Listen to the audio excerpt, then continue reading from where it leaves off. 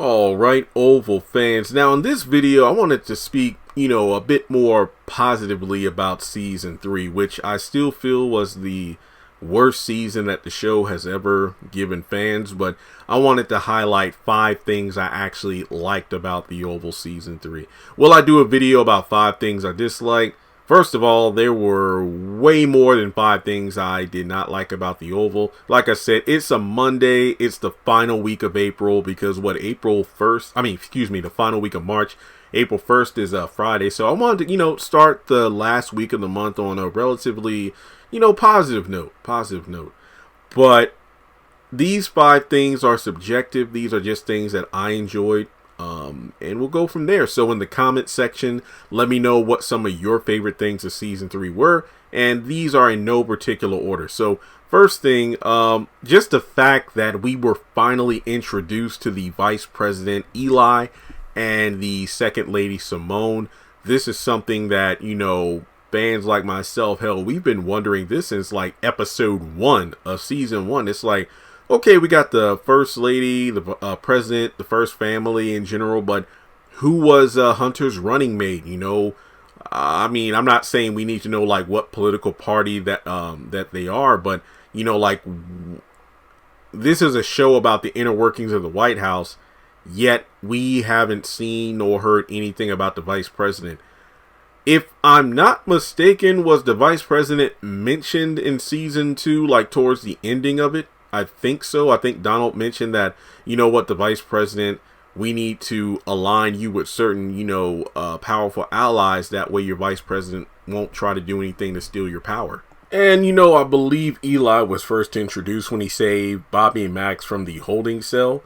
And from there, we eventually met his wife. And first impression, I thought they were both pretty interesting. But then as time went on, unfortunately, it felt like, they were a bit incompetent. The fact that as soon as Eli went to the Oval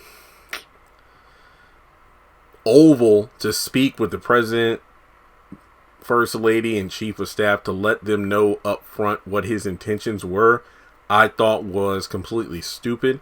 I mean, there have been so many times where these people would reveal their hand to their enemy before they actually, made a play. And I think I remember using the analogy of, it's like if I was playing Uno and I told everybody at the table, hey, or better, not just everybody at the table, like, the person on my left and right, hey, I got 2 draw 4s, a couple of skips and reverses, and I'm saying all this, I'm going to use them in the next 2 turns.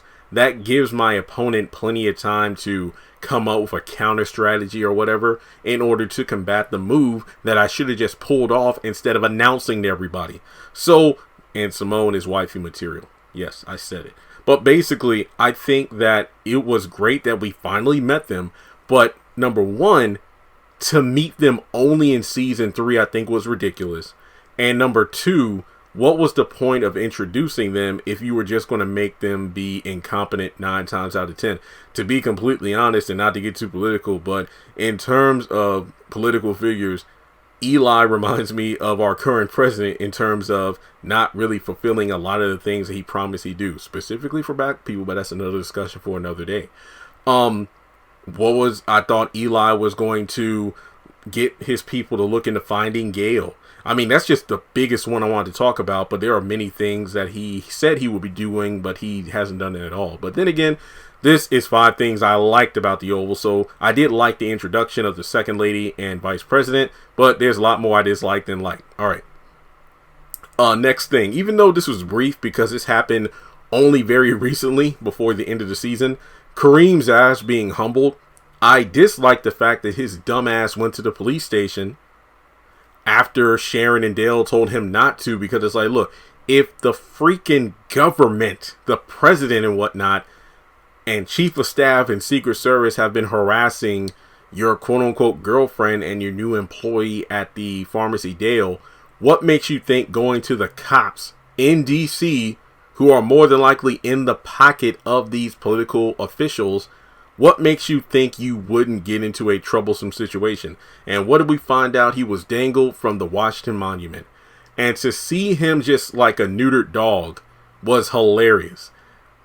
It was stupid that he did it, but hilarious.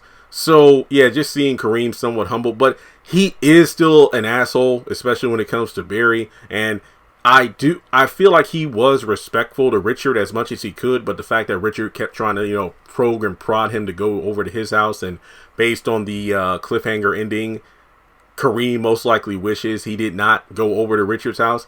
It just says a lot to me that, even Kareem might put his ego in check to possibly, I don't know, like I said before, what if in the video I did about Barry coming downstairs to confront Hunter, what if Barry starts to fight the president and Kareem jumps in? So just seeing Kareem get some humble pie was great. But like I said before, it was just stupid for the setup, for him to actually go down to that police station expecting to make something happen.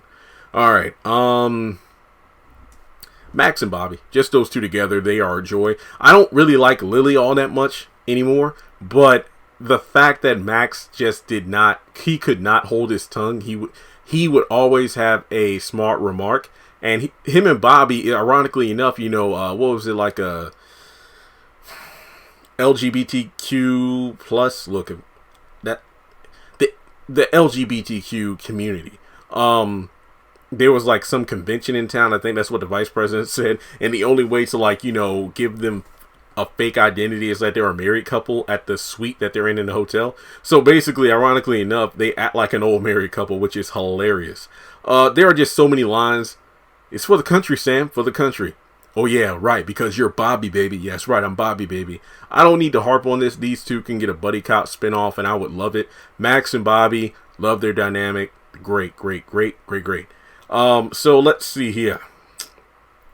Next up, Kyle being locked up. Yeah, because just like Jason in the hospital for several episodes, it was just good to see Kyle locked up, because even locked up, still an asshole. But at the same time, it was good to have a bit of that, the chaos contained, as opposed to him being, free, walking around, doing stuff, He tortured Lily, now he gets locked up. There you go. I mean, short and sweet, to the point. Just seeing Kyle locked up for a change at everything he's done is incredible. But he's still raising hell because he almost killed Sam. And then the last thing I want to talk about, Richard and Nancy. I don't know if I should say Richard and Nancy reconciling, due to the fact that, well, I do agree with fans that it felt a bit too, excuse me, I hit something on my desk. It felt way too rushed in terms of Richard forgiving Nancy. But it's the thing about, especially if you go back to the early parts of season 3, I think this was when they were in the hospital with Barry after he had got drugged and whatnot by the Rakadushi. And, Richard was still catching an attitude, and Nancy, kind of put him in his place. But I feel like, that was more so for the sake of, look, we need to be here for our son. We'll deal with my situation and yours later. But it did make sense in the fact that, yeah, realistically, it was unrealistic how quickly they resolved things.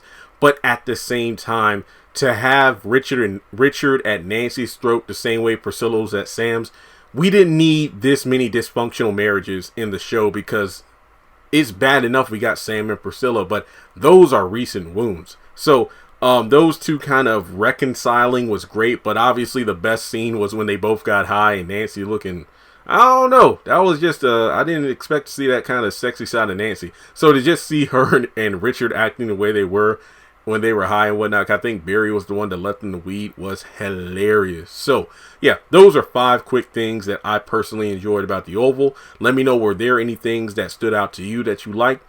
Maybe you agree with some of the things on my list. Maybe there are things I didn't include on the list that you felt should have been on there. But regardless, thanks so much for tuning in. Take a moment to hit the thumbs up button to show you like the video. Follow me on social media. Links are in the description below. Hit subscribe and hit that bell icon and select all. That way you don't miss out whenever I post content on the channel.